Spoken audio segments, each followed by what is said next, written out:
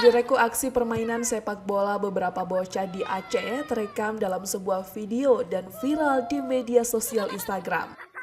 Video bocah bermain sepak bola di Aceh ini juga ikut dibagikan oleh akun komunitas sepak bola dunia @433 pada Kamis 9 Maret 2023. 433 adalah salah satu komunitas olahraga sosial terbesar di dunia, salah satunya dunia sepak bola. Mereka juga menulis keterangan dalam postingan yang dibagikan oleh akun Instagram @433 mengenai bocah bermain sepak bola di Aceh.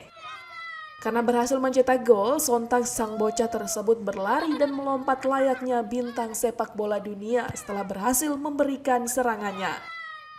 Menurut penelusuran tribungaya.com, aksi permainan bola para bocah di Aceh ini merupakan video milik @uni_cf yang dibagikan di akun Instagramnya pada Rabu 8 Maret 2023.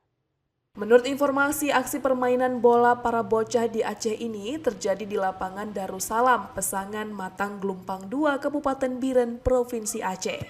Saat ini wartawan serambinews.com telah memastikan tempat tersebut di Biren.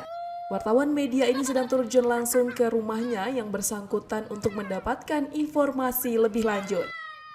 Selain itu, postingan video bocah di Aceh itu pada akun @433 dibanjiri komentar dan warganet Indonesia.